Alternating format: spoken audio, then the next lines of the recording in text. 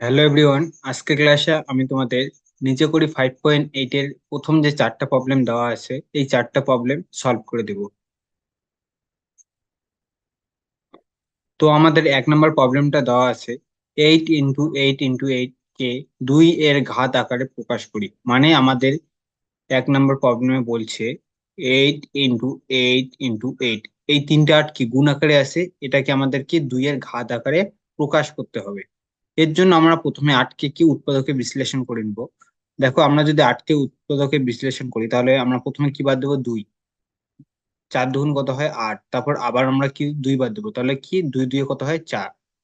তাহলে এবার আমরা আটকে আমরা লিখতে পারি 8 = 2 × 2 × 2।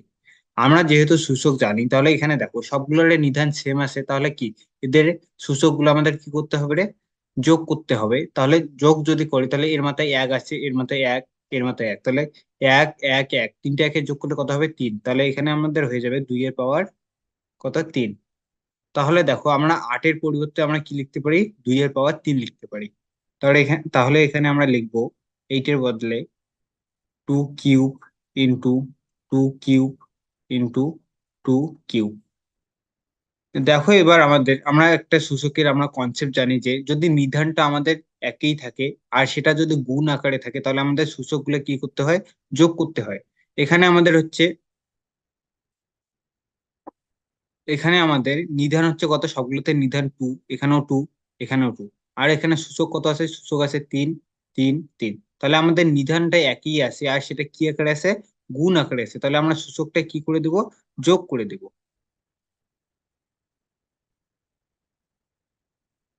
তাহলে এখানে আমরা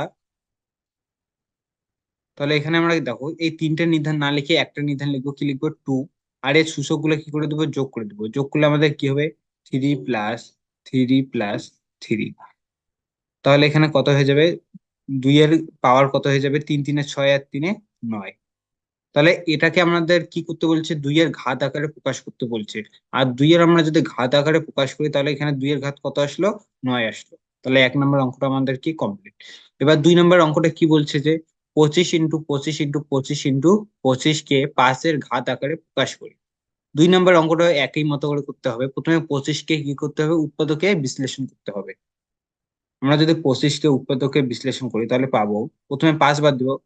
5 5 কত হয়? 25। আরো বাদ যাবে? আর বাদ যাবে না। তাহলে 25 কে আমাদের লেখা যায় 25 = 5 × 5। তাহলে এটা হয়ে যাবে আমাদের 5-এর ঘাত কত হয়ে যাবে? 2। কারণ কি দুইটা 5 আছে। আর এখানে কি এটা গুণ আকারে আছে নিধানটা, তাহলে সূচক দুইটা যোগ করতে হবে। 1 আর 1 যোগ করলে কত হয়? 2 হয়। তাহলে 25-এর পরিবর্তে আমরা কি লিখতে পারি? 5-এর স্কয়ার লিখতে পারি। তাহলে প্রথমে অঙ্কটা টুকে নিই। কয়টা 25 আছে এখানে? চারটা। 1 2 3 4। তাহলে এখানে দেওয়া আছে 25 × 25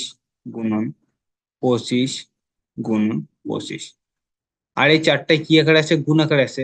আর তাহলে আমরা দেখো 25 সমান সমান কি করলাম? আমরা বের করলাম যে 25 সমান সমান হচ্ছে 5-এর স্কয়ার। তাহলে 25-এর জায়গায় আমরা কি লিখতে পারি? 5-এর স্কয়ার লিখতে পারি।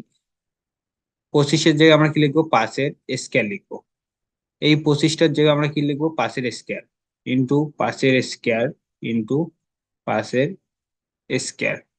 তাহলে দেখো আমরা আগের বার যে কনসেপ্টটা কাজে লাগালাম, এখানে সবগুলোর নিধানটা কি একই আছে আর সেটা কি গুণ আকারে আছে, তাহলে সূচকগুলো কি করে দিতে হবে? যোগ করে দিতে হবে।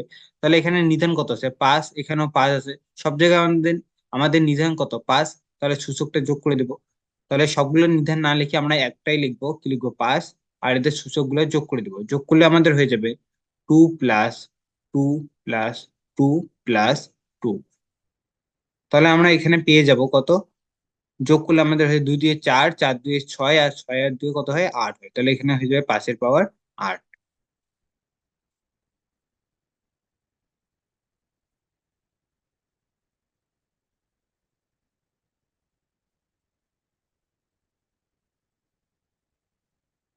এই সাইডে যেটা করা হলো এটা সম্পূর্ণ হচ্ছে রাফ, আর এই যে এই দুটো আমাদের অঙ্ক 1 আর 2। এবার 3 নম্বর অঙ্কটা করব। আমাদের 3 নম্বর অঙ্কটা কত দেওয়া আছে? 36 × 36 × 36। একে কত ঘাত আকারে প্রকাশ করতে হবে? 6-এর ঘাত আকারে। তাহলে প্রথমে 36কে আমরা কি উৎপাদকে বিশ্লেষণ করে নিব। প্রথমে 36 কত বাদ দিব এখানে? এখানে 6 বাদ দিব, যেহেতু 6-এর ঘাত আকারে প্রকাশ করতে বলছে তার জন্য কি 6 বাদ দিব। 6 কত হয়? 36 হয়। তাহলে 36 ইকুয়াল টু লেখা যায় কত? 6 × 6। আর এটাকে আমরা কি লিখতে পারি? 6-এর স্কয়ার। তাহলে 36 সমান সমান আমাদের হয়ে যাচ্ছে কি 6-এর স্কয়ার। 1 নম্বর অঙ্কটা আমাদের কি আছে? 1 নম্বর না, সরি, এটা হচ্ছে 3 নম্বর অঙ্ক। 36 × 36 × 36, তিনটে 36-এ গুণ আকারে আছে, আর আমরা 36 সমান সমান কি বের করছি? 6-এর স্কয়ার। তাহলে 36-এর বদলে আমরা কি লিখবো? 6-এর স্কয়ার গুণন 6-এর স্কয়ার গুণন 6-এর স্কয়ার। আর এটা আমাদের দেখো নিধানটা আমাদের সবগুলোর সেম আছে। এটাকে কি বলে? নিধান বলে। আর এটাকে কি বলে? সূচক। তাহলে সবগুলোর নিধানটা সেম আছে, 6 আছে এখানেও, এখানেও 6, এখানেও 6। তাহলে সূচক গুলো কি করে দেবো? যোগ করে দেবো। তাহলে আমাদের নিধানটা কি? একটা নিধান লিখবো 6, আর এর মাথায় যে সূচক গুলো দেওয়া আছে এই সূচক গুলো যোগ করে দেবো। তাহলে কি হবে? 2 + 2 + 2। তাহলে এখানে আমাদের হয়ে যাবে 6-এর সূচক কত হয়ে যাবে, বা 6-এর ঘাত কত হবে? 2 2 4 আর 2 কত? 6। তাহলে 6-এর ঘাত কত হয়ে গেল? 6 হয়ে গেল। এবার 4 নম্বর অঙ্কটা আমার দেওয়া আছে 81 × 81। এটাকে কার ঘাত আকারে প্রকাশ করতে হবে? 3-এর। তাহলে 81-কে উৎপাদকে বিশ্লেষণ করে নেই। এটাকে কত বাদ দেবো? যেহেতু 3-এর ঘাত আকারে প্রকাশ করতে বলছে তার জন্য এখানে আমরা 3 বাদ দেবো। তিন, এখানে 3 দিয়ে যদি আমরা ভাগ করি তাহলে কত হবে? প্রথমে 3 2 কত হয়? 3 2 হয় 6। 8-এর থেকে 6 বাদ দিলে থাকে কত? 2। এখানে দুইটা মনে করো যে 1-এর আগে আছে, তাহলে 2 আর 1-এ কত হয়? 21 হয়। তাহলে 21 যদি হয় তাহলে 3 7 কত হয়? 21 হয়। এবার আরো আমরা 3 বাদ দেবো। 3 কত হয়? 27। আরো 3 বাদ দেবো। 3 3 কত? 9। তাহলে আমরা 81 ইকুয়াল টু কি লিখতে পারি? 3 × 3 × 3 × 3।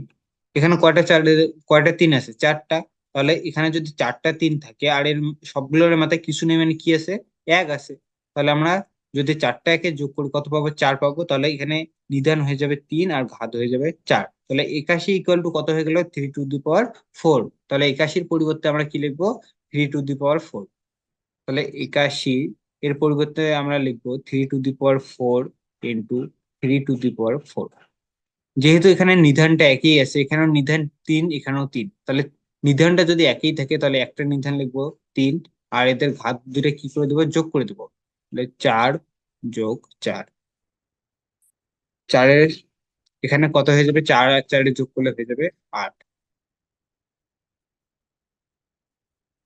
তো আজকে ক্লাসে আমি তোমাদের নিজে করি 5.8-এর যে প্রথম 4টা প্রবলেম দেওয়া ছিল, 1 2 1 2 3 4, এই 4টা প্রবলেম সলভ করে দিলাম। আশা করি তোমাদের প্রবলেম গুলো বোঝা গেছে।